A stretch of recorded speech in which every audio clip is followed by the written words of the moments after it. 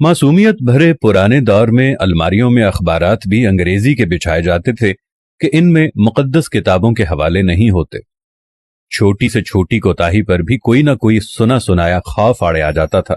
जमीन पर नमक या मिर्चें गिर जाती थीं तो होशो हवास उड़ जाते थे कि कयामत वाले दिन आंखों से उठाना पड़ेंगी। गदागरों को पूरा मोहल्ला जानता था और घरों में उनके लिए खुसूसी तौर पर खुले पैसे रखे जाते थे। मोहल्ले का डॉक्टर एक ही सिरिंज से एक दिन में 50 मरीजों को टीके लगाता था, लेकिन मजाल है किसी को कोई इन्फेक्शन हो जाए।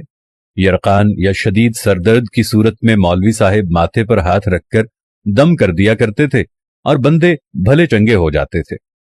घरों में खत आते थे और जो लोग पढ़ना नहीं जानते थे वो डाकिये से खत पढ़वाते थे। डाकिया तो गोया घर का एक फर्द शुमार होता था। खत लिख भी देता था, पढ़ भी देता था और खाना पानी पीकर साइकिल पर ये जा और वो जा। इम्तिहानात का नतीजा आना होता था तो नस्रुम मिनल्लाहि व फतहुन करीब पढ़कर घर से निकलते थे और खुशी खुशी पास होकर आ जाते थे। ये वो दौर था जब लोग किसी की बात समझकर ओके नहीं ठीक है कहा करते थे। मौत वाले घर में सब महल्लेदार सच्चे दिल से रोते थे और खुशी वाले घर में हकीकी कहकहे लगाते थे। हर हमसाया अपने घर से सालन की प्लेट साथ वालों को भेजता था और उधर से भी प्लेट खाली नहीं आती थी।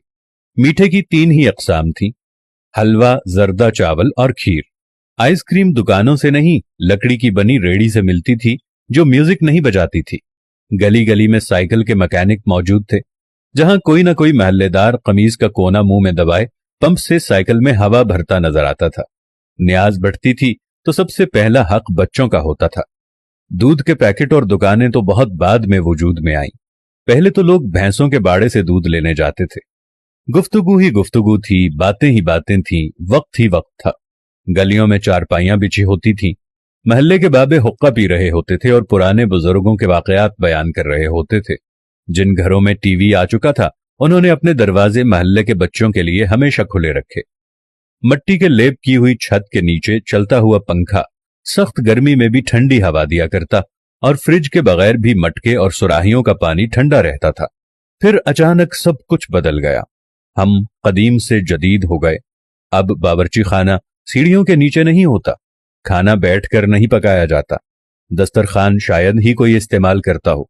मंजन से टूथपेस्ट तक के सफर में हमने हर चीज बेहतर से बेहतर कर ली, लेकिन पता नहीं क्यों इस कदर सहूलतों के बावजूद हमें घर में एक ऐसा डब्बा जरूर रखना पड़ता है जिसमें डिप्रेशन, सरदर्द, ब्लड प्रेशर, नींद और विटामिन की गोलियां हर रोज मौजूद होती हैं।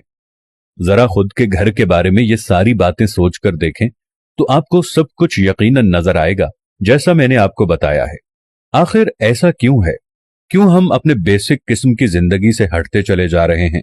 मैं आज भी आप लोगों से कह रहा हूं, आप साथ वालों के दुख दर्द बांटना शुरू कर दो। आप गरीबों के दुख में दर्द बांटना शुरू कर दो।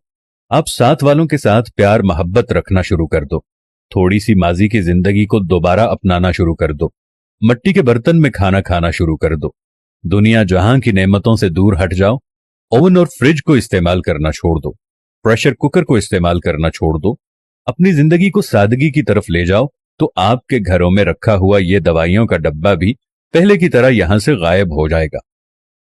खुदावंद से दुआ है कि देखने वालों को सेहत कामिला और आजिला अता फरमाए। आमीन सुम्मा आमीन या रब्बल आलमीन।